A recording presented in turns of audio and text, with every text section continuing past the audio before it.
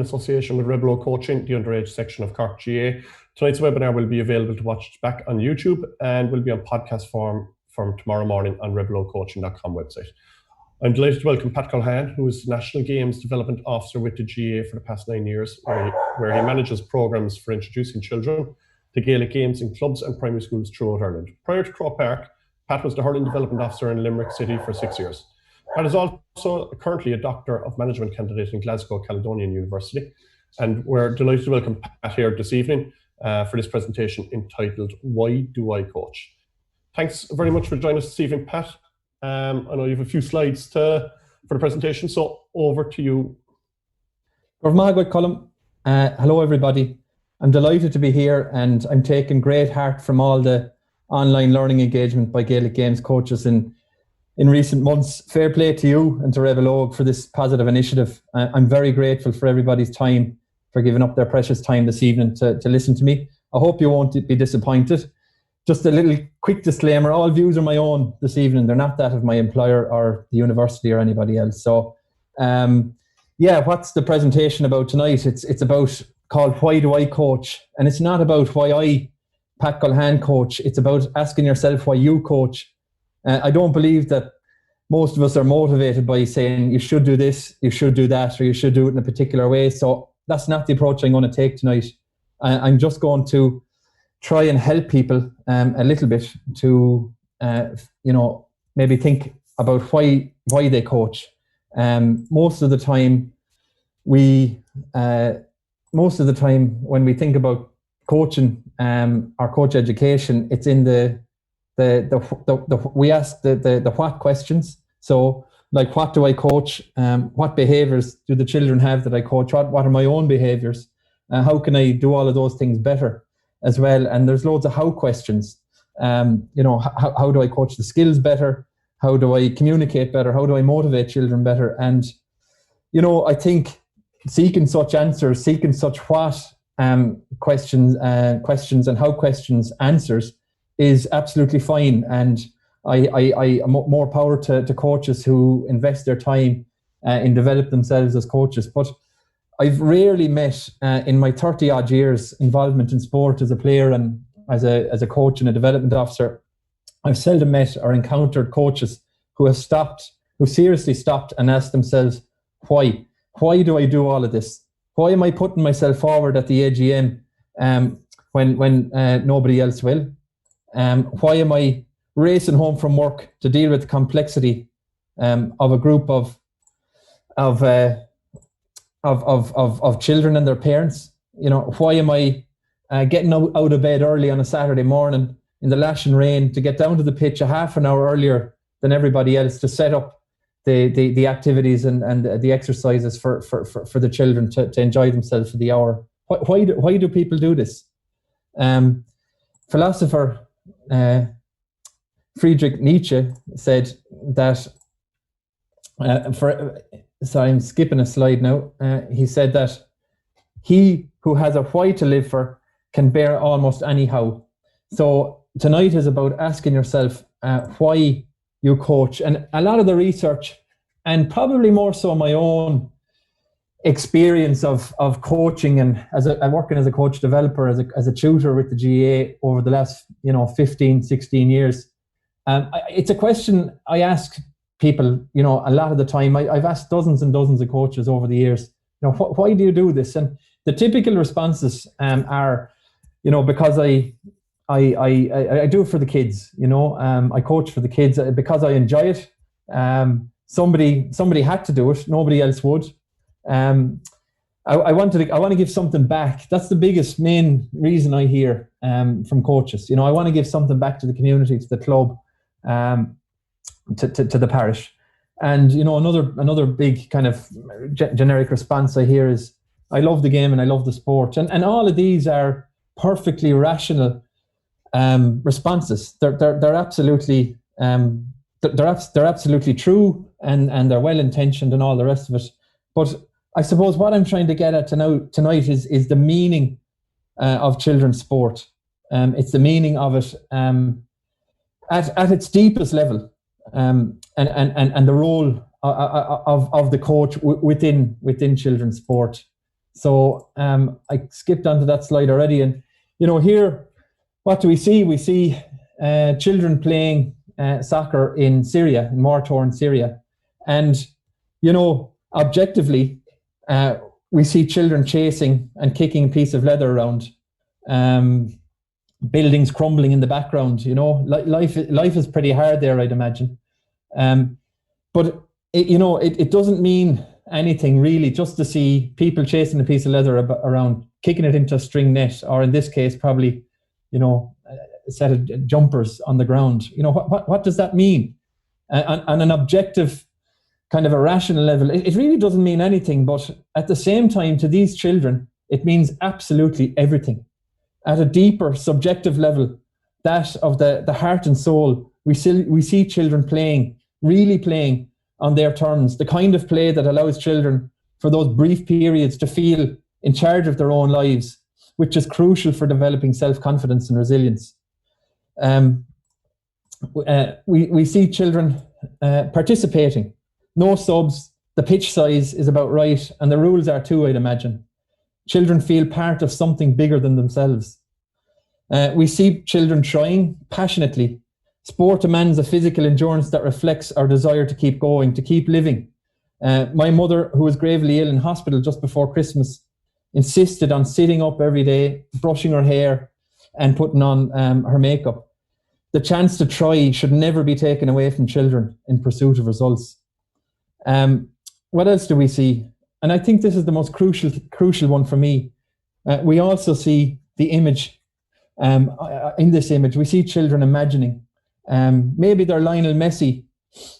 Maybe they're somebody else. As a child, I relived Kieran Carey's famous point against Clare in 1996. Everybody has relived something in a sporting context in their life. Everybody on the call tonight, I'd imagine, at one stage or another. We are imagining creatures, human beings, adults and children. We often think it's just children, but I think adults are just as imaginative.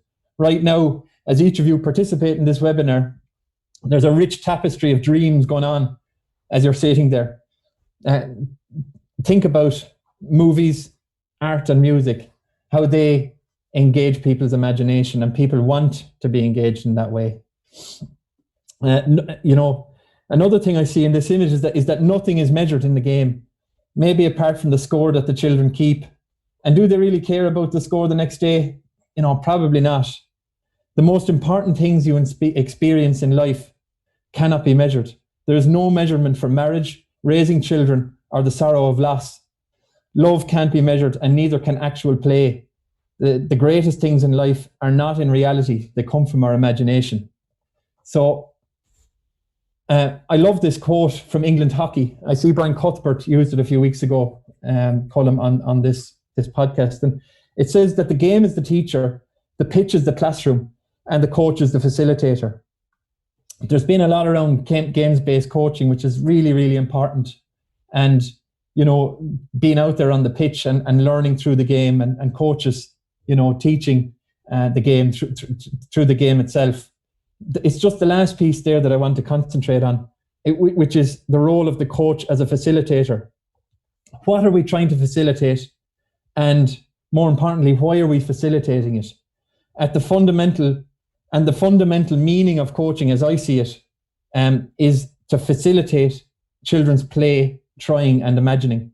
A coach can facilitate children to rise above life and into a place of magic, especially the child who may be from a difficult background or disadvantaged in some way. The little child who comes down to the pitch from that kind of background is magic in itself. So you have that hour in the week or 2 hours in the week to lift people out of the kind of mundanity of life and into the marvelous. Don't underestimate your role in that regard. It's really, really, really important. And I suppose ultimately, what are we trying to do as coaches? Why are we coaching? Why am I coaching? Well, I can tell you that I find a lot of meaning in this quote from American poet Maya Angelou. She said, "I've learned that people will forget what you said, people will forget what you did, but people will never forget how you made them feel." And just moving on to the next slide, a few things that I suppose inspire me and influence why I coach. Again, I'm not going into the what we coach or how we coach it. That stuff is really important, and the bulk of time is spent on that. This again is about why I coach, why I coach. Coaching is a deeply personal process, and some of the stuff I'm going to share with you, you may have seen before. Some of it you mightn't. Some of it you might agree with. Some of it you mightn't. At the end of the day, it's meaningful to me, and I hope that this will be in some way meaningful to you as well. So a guy I love in terms of play, I mentioned play earlier and facilitating play. I really love the work of a guy called Dr. Peter Gray. He's dedicated his life basically to researching play and to educate people around what he describes as play, which is often at odds, I would say, around the practice of play that we consider as coaches in youth sport in Ireland. So I just have a very short clip around what he defines as play, and just listen to the passion in his voice. I'm a researcher who studies play from a biological evolutionary perspective. I'm interested. Sorry, Pat, you'll have to take off the mute. He's gone mute as well there since you muted, sorry. Sorry. Now, if you walk through most neighborhoods in the United States, what you find, if you find kids outdoors at all, is they're wearing uniforms, they're on some kind of manicured field, they're following the directions of adult coaches while their parents are sitting on the sidelines cheering their every move. We call this play sometimes, but it isn't by any play researcher's definition. It's not really play. Play, by definition, is self-controlled and self-directed. It's the self-directed aspect of nature, of play, that gives it its educative power. Play is where children learn that they're in control of their own life. It's really the only place they are in control of their own life. When we take that away, we don't give them the chance to learn how to control their own life.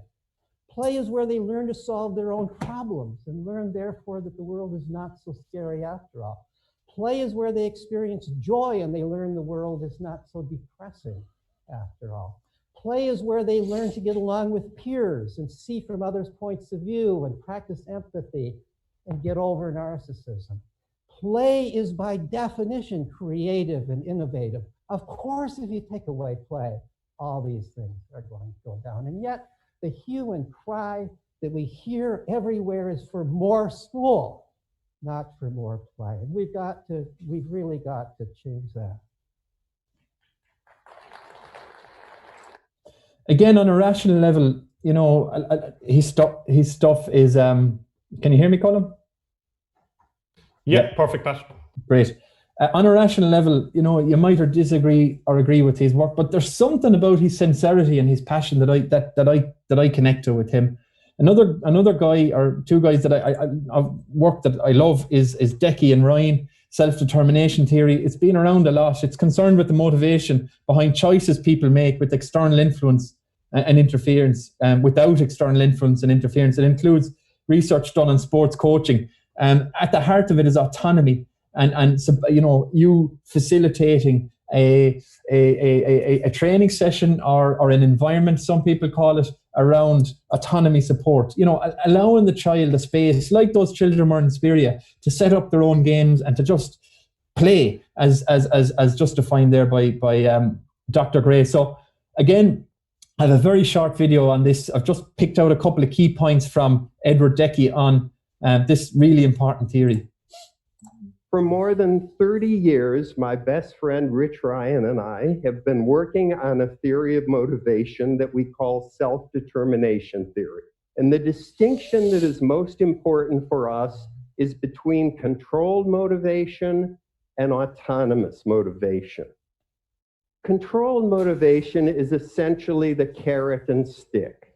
When you're controlled in your motivation, you've either been seduced into behaving, perhaps by an offer of a reward, or coerced into behaving, perhaps by threat of punishment. But in either of those cases, you feel a lot of pressure. And within you is a sense of tension and anxiety. And all of those things have negative consequences for your performance and well-being. When coaches are more autonomy supportive, the research shows their athletes persist longer at the activity, they feel better about themselves while doing it, and they work together better as a team. So what am I trying to say in all this? The take-home message is, don't ask how you can motivate other people.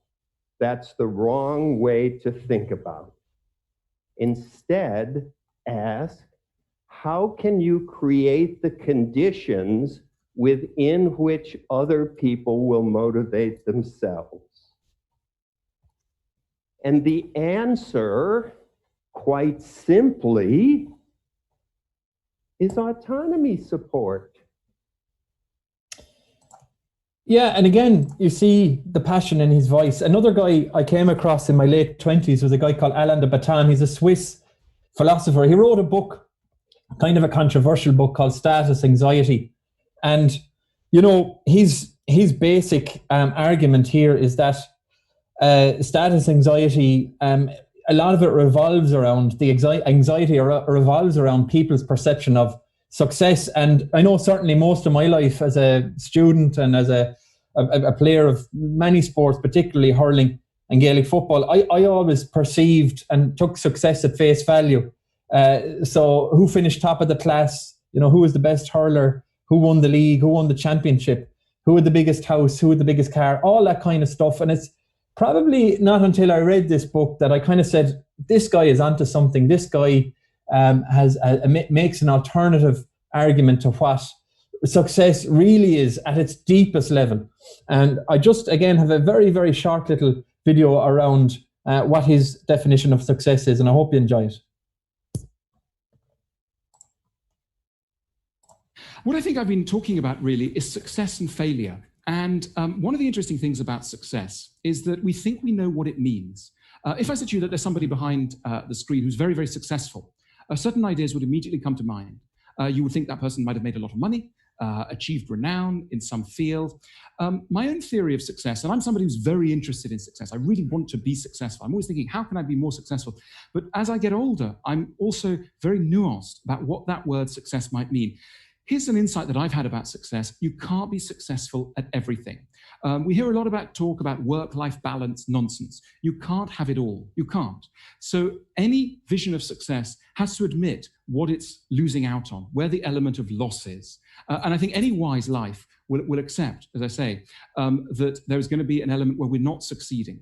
And the thing about a successful life is that a lot of the time our ideas of what it would mean to live successfully are not our own. They're sucked in from other people, chiefly if you're a man, your father, and if you're a woman, your mother. Psychoanalysis has been drumming home this message for about 80 years. No one's quite listening hard enough, but I very much believe that that's true. And we also suck in messages from everything from the television to advertising to marketing, etc. These are hugely powerful forces that define what we want and how we view ourselves. When we're told that banking is a very respectable profession, a lot of us want to go into banking. When banking is no longer so respectable, we lose interest in banking. We are highly open to suggestion. So what I want to argue for is not that we should give up on our ideas of success, but we should make sure that they are our own. We should focus in on our ideas and make sure that we own them, that we are truly the authors of our own ambitions, because it's bad enough not getting what you want, but it's even worse to have an idea of what it is you want and find out at the end of the journey that it isn't, in fact, what you wanted all along.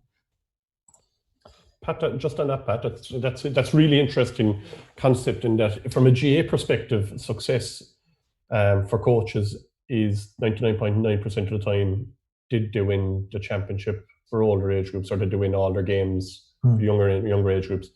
But success, I suppose, if everybody goes with that, I suppose, viewpoint, then there's a lot of very unsuccessful people. Yeah. Whereas a lot of coaches, I suppose, would like maximizing your ability with a particular group or retention of players. Like there's success in that too, isn't there? Yeah, it's what an interesting point. I heard a talk recently, and the guy giving the talk said that 10,000 people run the London Marathon, or 20,000, something like that, every year, the London Marathon. And so if there's only one winner, does that mean there's 999 losers? And I'm going to come on to a little bit more in the presentation, but we live in a very polarized society, Republican, Democrat, Fine Gael, Fianna Fáil, although they've come together surprisingly. You win, you lose. My mother, Colm, would have always said that poor misfortunate. They're the exact words she used. If there was any kind of someone who was maybe disadvantaged or injured or sick or something, I can hear it in my ears. The poor misfortunate. The word we use, as part of the vernacular now is loser. And we do this and loser, and it's just horrible. And I think that kind of extreme labeling, or perceived kind of labeling of losing, and even the translation of that into the emotional outpouring of losing a county under 12B final, and there's young fellas thrown down in the pitch and they're absolutely devastated. On one level, it's great that they're so invested in that actual game, but like they're mirroring, Paul Gascoigne and whoever's of today, where we're living in a kind of a polarized world that's kind of more extreme. I'll come back to that again in a minute. No, I love that marathon analogy, because for a lot of people, just running the marathon is a success. And exactly. If we all viewed the rest of the world and the rest of sport the same as people view that, it would be a lot better place. But go on, carry on. Thanks. This guy, I love. He's a guy called Viktor Frankl. Some of you have probably heard of him. He survived 4 prisoner of war camps. He's a medical doctor, and he just before World War II, before the Holocaust, he had a manuscript written out. There was no Microsoft Cloud or Google Drive back then. He had a book written out, and it was around, man's search for meaning in life, and what motivates people and all that kind of stuff. But the Nazis came, raided his home or his workplace, and they were burned. They were lost forever. And his dream, I suppose, of writing that book, kind of kept him going through 4 prisoner of war camps. And what he observed in the prisoner of war camps actually was there was 3 types of people. There was people that were, and it doesn't sound nice, but they were sent to their death. This happened, and they had no choice about it. But where people some way had a choice about it, he said that there were some people that retained meaning in their life. His was the fact that he wanted to write a book when he got out, and there was others that just gave up. And he said, ultimately what he learned through that horrific experience was that people create their own meanings in their own life, as mundane as the meaning may be. Like you said, Colm, the person who last year couldn't even walk to the shop, but now they're doing a 5K run, and they move on and they do a marathon. It might take them 5 hours, but they have won the world championships. They've won the Olympic gold medal. So I suppose success is relative to the individual. A friend of mine as well is a CEO of a very big technology company in Ireland, but he struggles, as in he laughs. He says he struggles to make his local junior soccer team at home. He's kind of a nobody there. So, success is contextual. It's relevant. It's relative to the individual, not the whole of the individual's life, but the various elements of the individual's life. And Viktor Frankl, and that book, by the way, Man's Search for Meaning, is probably the best book I've ever read. There's a free audio version of it on YouTube. Just listen to it. It's 4 hours or so. It's brilliant. But he said about success, he said that you shouldn't aim at success. The more you aim at it and the more you make it a target, the more you're going to miss it. For success, like happiness, cannot be pursued. It must ensue as the unintended side effect of one's personal dedication to a cause greater than oneself. And that's what I was talking about there in terms of the children in Syria. They're part of something bigger than themselves. They're not reflecting on their own individual selves or their own ego. They're lost in the joy of just playing as Lionel Messi or somebody else. So just to move on from that, and Viktor Frankl stuff, another guy, and we've all seen this before, I'm sure, most people, is John Wooden, the famous basketball coach. He said that success is peace of mind attained only through self-satisfaction and knowing you've made the effort to do the best of what you're capable. And I've put my own spin on it, and it reads as such. And it's similar, but there's one subtle difference, and I think it's crucial. Success is peace of mind deriving from self-satisfaction, knowing that you are making the effort, given the context. Those 3 words there are crucial, given the context, to do the best that you are capable of. And a really important part for me, and is not at the unnecessary expense of anybody else. You shouldn't really, feel successful, I would say, by walking all over people or cutting corners or cheating. We abhor cheating, and goes completely against the honor of the game and the sport. So that's my version of success. I kind of a more condensed version of it is success is not equals to winning. It can be winning. That's crucial. The not equals to sign is there for a reason. It just means that a lot of society, like Alain de Botton said, equate success with winning, finishing first, big house, big job, whatever. But it doesn't always equate to it. It can be. I mean, there's nothing better. I won a Harty Cup and an All-Ireland school championship in '99, a couple of county championships with a hand, my club in Limerick. Wonderful, wonderful times. The first time in 43 years we were out in 1998. I was a minor, and there was about a dozen bonfires throughout the parish. Since the first time we won the county senior championship. Winning is fantastic. I love winning. I strive to be successful and to win myself, but you have to kind of realize, and you probably realize it when you get a little bit older in life, and fate kind of touches you on the shoulder, as it I'm sure it has all of us, that you start to lose stuff, and it's all, you kind of said, success really isn't about winning all the time. It's about just having a normal day, being able to get up, get through your day, you and your loved ones, your colleagues and so on, remain healthy, especially in times like this, and then to go to bed at night with relative peace of mind. That's success for me. Success is equals to peace of mind. That's kind of more of a life mantra, almost than a coaching mantra, but it's something I definitely carry into my coaching, and I can't wait to get back when the time is right, just to be back in the corner of a field, even with social distancing, just to be back involved with kids again and teaching them the skills of hurling and all the rest of it.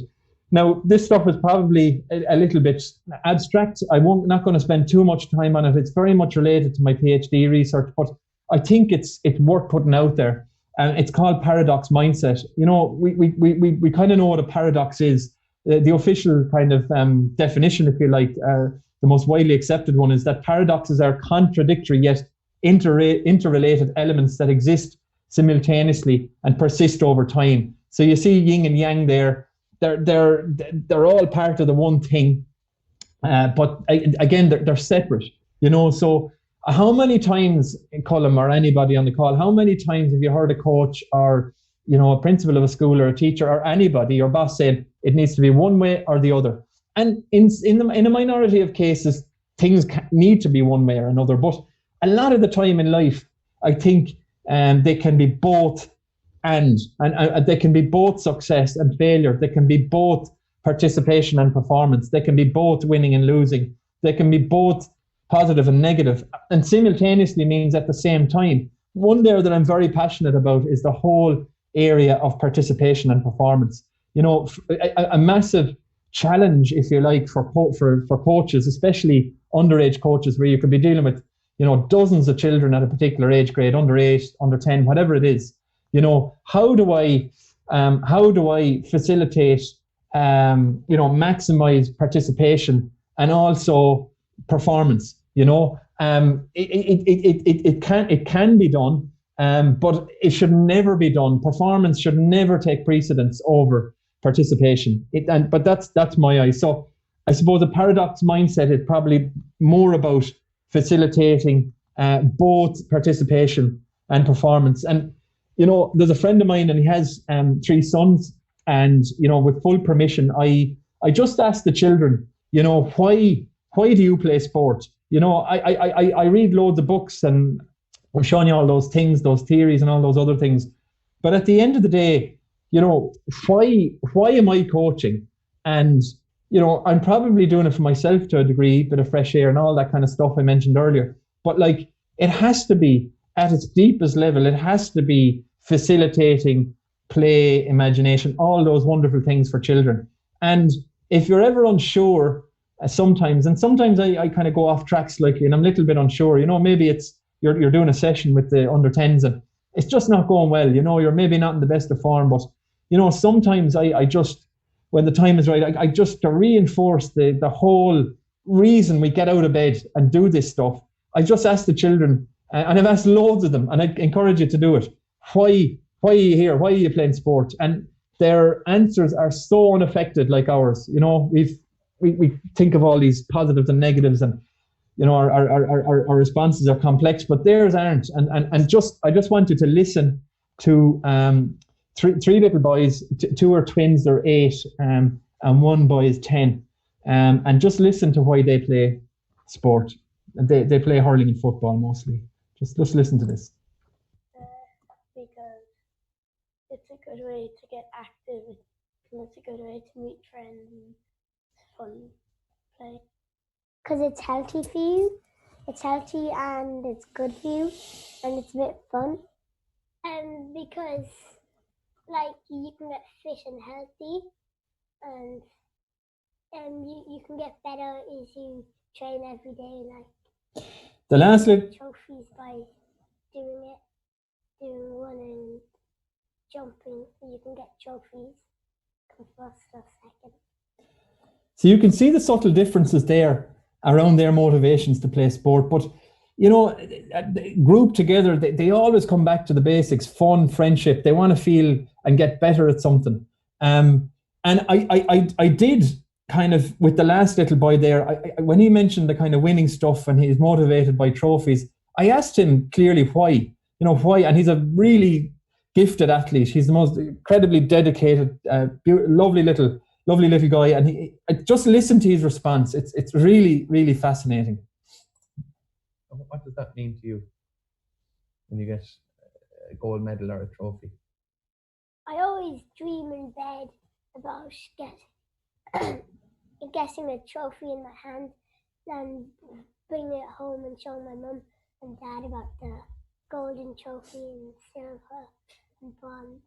And why is it important that you dream about it and you like to bring it home? Why is that important to you? Because, like, I like when I like the color of gold, like brown and silver. Yeah. Yeah, because they're rare colors.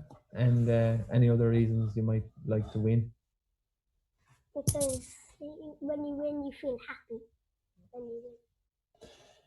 Yeah, that says it all for me. You know, success is not about either winning or losing. It's not about participation over here, performance over there. Read the national sports policy. There's this huge dichotomy between participation and performance. They're like yin and yang. They're completely reliant on each other. They coexist, and we have to, as coaches, try and stop looking at them in different ways. They are, you know, as I said, reliant on each other. Success as a coach is about both winning and losing. Success is facilitating both participation and performance, as I mentioned earlier. So one guy I really like is Jurgen Klopp. And I to dig pretty hard for this now, I wanted to find something that kind of resonated with firstly with me, and then I felt would resonate with you. And I'm always fascinated by the history of Jurgen Klopp himself. What's his story? Where did he come from? He was a dad at 21 unexpectedly, and he puts, basically, that's the biggest factor that has influenced his ability to deal with young people. Some people probably know that, and I found this gem of an interview that he did with, or it's just a chat with grassroots coaches, ordinary grassroots coaches, soccer coaches from around England. There's one man from Holland there, and just listen to his perception of coaching and why he coaches, or why he used to coach, or where he started off coaching underage soccer. I have to say I know about what the guys are doing because I started in a similar situation when I was 21. I always knew I wanted to be a manager, but nobody asks usually for this.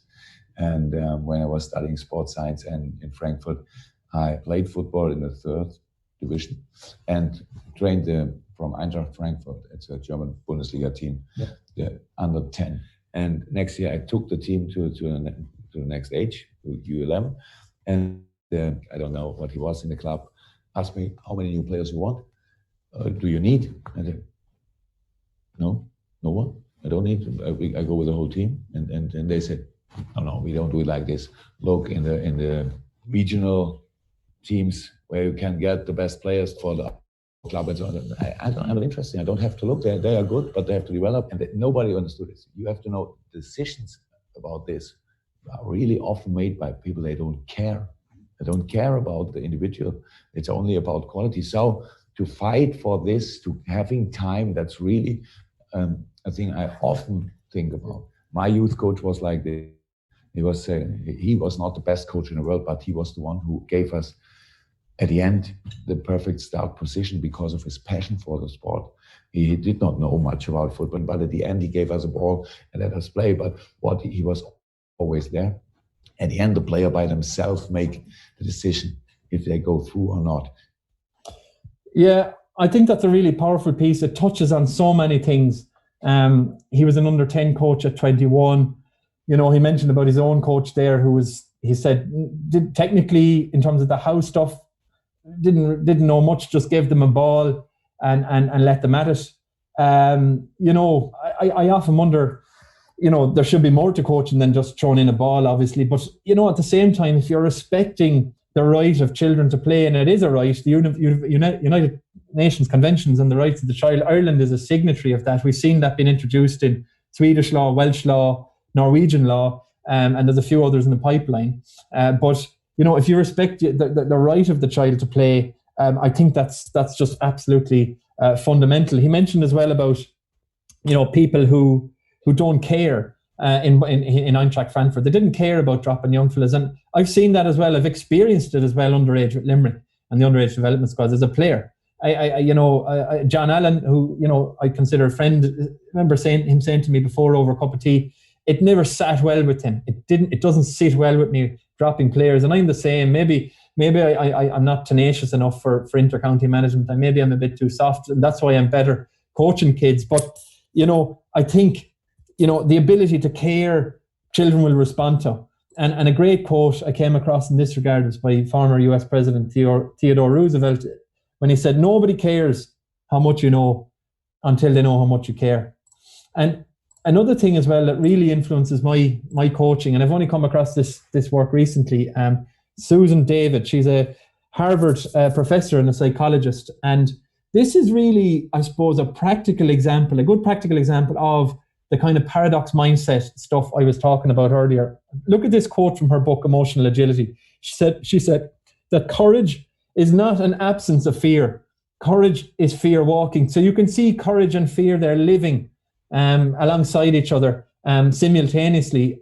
Another practical example is I was really excited and happy to come on this webinar tonight, but a part of me was like really nervous as well.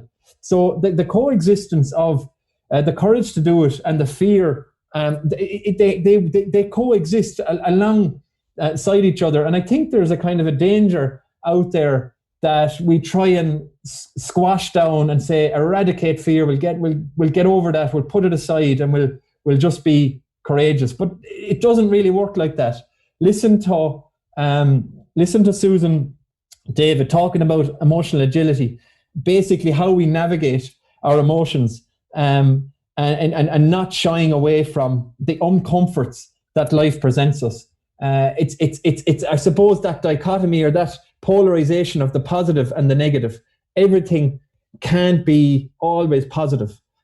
We should strive for positivity, absolutely. I'm not saying we should strive for negativity, but they coexist and we have to recognize that. Listen to this very, very short piece by Susan David. Sometimes this push to positivity leads individuals to then ignore what is going on for them, ignore that they are maybe upset, ignore that they might be in the wrong career, sometimes even rationalizing, at least I've got a job. And what I am speaking up against is the idea that emotions are somehow bad, that difficult emotions are negative, that they should be pushed aside, because I believe, and the research again supports this, that emotions are often beacons of things that are important to us. So when you have a sense of disaffection or dissatisfaction or concern, often what it's saying to you is that you are moving away from something of value, or that there's this thing that's important. And so I think that when people simply deny and push aside their emotions in the service of positivity, they actually lose crucial learning. And I also think that that applies not simply to the individual's journey, but to the way a leader might deal with a team's emotions. It's complex stuff, but I think it's worth putting out there at a basic level. If you're interested in it, just pursue it. There's a mountain of stuff on Google Scholar, YouTube, webinar, podcasts. You know, there's so much great stuff out there. One podcast I love is the Psychology podcast. And I was just listening to it driving home to Limerick one day from Dublin. And I always liked Maslow's hierarchy of needs. It was way ahead of its time. It's basically about, you know, what people need to survive and thrive. Self-actualization at the top, or, you know, peak state is the actualization of your fulfilling of your own potential. The two little things I want to say on it. One, you don't have to master physiological safety, love, or esteem to reach self-actualization. And he started writing about this and kind of regretted the kind of pyramid portrayal of his work. To say that to be in peak performance, he felt that it was kind of almost elitist as he got older. And he actually added, and I don't know if too many people realize this, because I've still seen the hierarchy needs thrown around the place in the last year or two, but before Maslow passed away, he added another dimension to it called transcendence. Now, bear with me on this. Transcendence is imagining. Basically, do you remember the stuff I was showing you there about the children playing in war-torn Syria, the buildings falling all down around them? You know, the same could apply to a child with a parent who, you know, has a substance abuse issue. I've dealt with these children, too many of them, especially in Limerick City when I worked there as a hurling development officer. And, you know, for that hour, when that child comes down to the pitch, that little boy or that little girl, the fact that they turn up is almost a miracle. It's a success in itself, you know. And without, you know, mollycoddling children, you know, like, you don't have to wrap them in cotton wool. They'll be given plenty of adversity to overcome through the game and through learning through the game. But I suppose that the fundamental thing for me here is about facilitating, and this might sound a bit off the wall, but you as a coach, or certainly I as a coach, I strive to facilitate transcendence. Some nights it's better than others, but I like to imagine myself and then translate it into practice that I am taking children, or I'm facilitating, probably standing back more as the years have gone by, into a place of magic. There's nothing like sport. Look, you know, Dr. Colin O'Connor, a Corkman, said before, if you really want to understand what sport does for people, you look at the crowd on All-Ireland final day in Croke Park. Nothing will bring a grown man to his knees and make him cry like sport does, or shout on the sideline, the quietest of people who shout on the sideline and, roar abuse at other people and children. And it's just sport can completely lift people out of the kind of the reality, if you like, for that hour. And for the most part, that's a really, really positive thing. So Maslow's hierarchy of needs, and it isn't actually about achieving your full potential. And I've heard a lot of people saying that they coach to contribute to the achieving of the child or the group's full potential. And that's fine, but it goes deeper than that. It goes to that place of magic that I'm talking about. I love this poem. It's been thrown around before. William E. Henley, Invictus, the movie, Invictus, the book. I've read everything and anything that's ever been written about Nelson Mandela. and this is the poem that kept him going. At the end, it says, "I am the master of my fate. I am the captain of my soul." And I often think of the guy in that movie Shawshank Redemption, when he's inside in the library and he has the music on and his earphones and he's just away. He's just in what some people call flow, but he's not in prison. He's just in a different world. And I think for the hour a week or the 2 hours a week at a blitz or at a training session, that's what we should be striving for as coaches. That certainly is what I strive for and why I coach.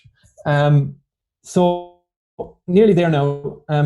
One guy, I suppose, if I kind of say who's inspired me or influenced me more than anybody outside of my immediate, social circle, who in the literary world or academic world, it's this guy Seamus Heaney. I've never seen anybody who can write such little words, but the quality and the evoking of the feeling is just absolutely incredible. And Seamus Heaney, in his 50s, I think, said that he has dedicated his life to bridging the gap between reality and the imagination. So he said life is like walking along a ridge. And to be honest, this is probably how I perceive my own life. You walk along a ridge, and to your left is reality, and to your right is your imagination. And he said, if you are constantly looking on the left-hand side over towards reality, it can become just too much to bear. And he said that only for the imagination, he said, we wouldn't survive as individually and as a human race. He said, we are imagining creatures, and that's what he dedicated his life to facilitating in the same way that we should facilitate it for children that we coach. He said that, and it's a profound quote. He said that people like to rise out of the mundane and into the marvelous, and that's a kind of a principle by which I live and which I coach. So why do I coach? It's getting back to basics. Whether it's under 10s in Mullingar Shamrocks, or if it's the under 12s in Clonakilty, or if it's in Donegal or anywhere, Han in Limerick, children want to play. They want to. They want to imagine, they want to try, let them try, and they need to play as well. And probably something I didn't touch on. And what's his name? Simon Sinek does a lot of good stuff around leadership and safety. And, really positive leaders make you feel safe. And so, why do I coach? Obviously, I want to teach the children the skills of the game. I want them to be able to play the game. I want them to be able to strike off their left and right, develop their fundamental movement skills, physical literacy. All that house stuff is crucially important. Don't get me wrong. I'm not saying this is the only reason or the only stuff that we should be doing. But at our deepest level, I think that, why do I coach? I want to contribute to children imagining, participating, trying and playing safely. If they win, brilliant, but they won't most of the time on the pitch or off the pitch in life. So at my deepest level, I'm trying to facilitate just for an hour, 2 or 3 a week, children to respond to life. This is what those children are doing in Syria. You see it in the refugee camps in Turkey, and just look after the whole place is bombed and torn down. Children is the first thing you'll hear when you come out of a place like that. There's no better place for me in the world than being on a schoolyard at break time, especially small break, and just the burst of energy and the sound of children. And probably the nicest piece of work I do in my work with the GA is the Dublin Common and Munster finals, because there's thousands of children come into Croke Park. They pack Croke Park for the final, and it's just children's voices filling the air, positivity, hope, imagination, and just sheer and utter purity. So what am I doing as a coach at my deepest level? I'm facilitating and contributing to the facilitation of children to respond to life, to rise up out of the mundane and into the marvelous, and to experience transcendence and awe. It might seem off the wall, but I hope that I have given you some kind of a snapshot around why I coach. And as I said at the start, I really hope that I have maybe just provoked a feeling within you or some thought as to maybe why you get out of bed every Saturday or Sunday morning. Gormagrith. Excellent. Thanks very much for that, Pat. If anyone has any questions, you can throw them into the chat function and we'll read them out. But as I said to you beforehand, Pat, if I'm quiet for a long time, it's a good sign that everything is explainable enough. As long as I didn't put you to sleep there, Colin, you know. Not at all. No, really interesting stuff. And I suppose I suppose in my line of work, we'd come across a lot of this stuff, but the stuff that you showed me, I'd say I've only probably seen 10% of it, you know. So I just want to say thanks very much for willingness to share that stuff, and I suppose to share your own thoughts and open yourself up a small bit as well there in regards way you do it. There's no questions yet. As I said, if anyone has any questions during the chat function, and if not, Pat's details are there. People can get in touch with you. You have the blog there on the website and on Twitter as well, so there's no problem there.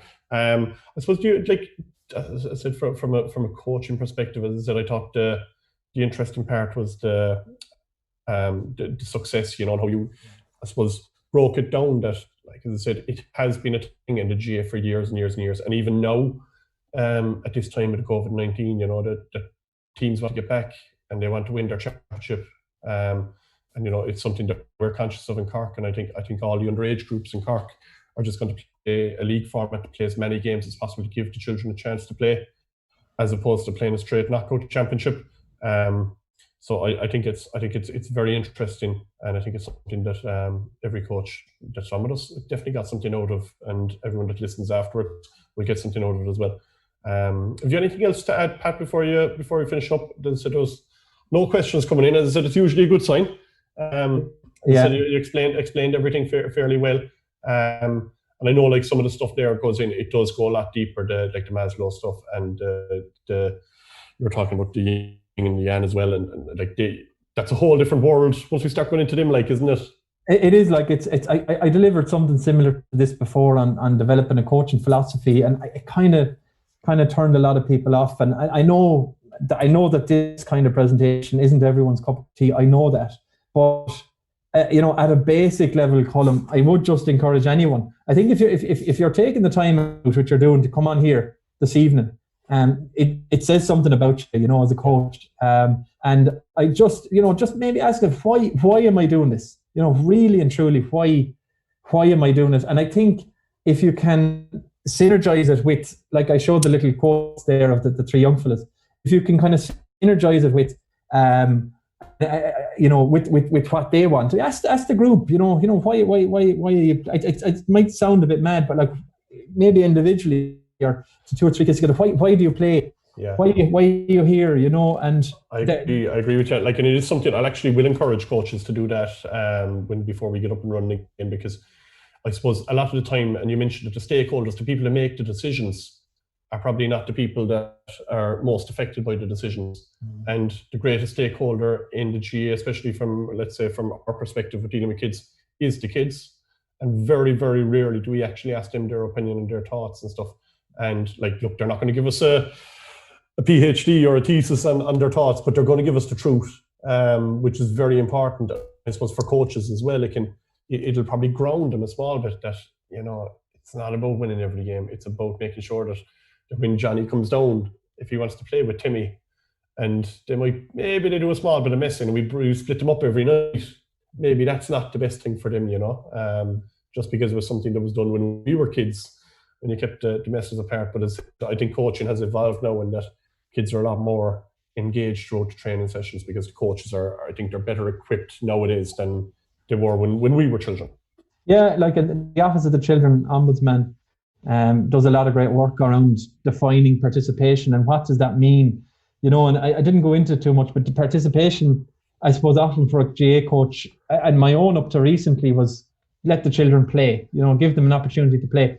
But it's way deeper than that. It's about involving them in the decision-making process of, you know, pretty much everything they're involved in. And that's why you see a lot more children on school councils and things like that. I think ultimately it's a positive thing.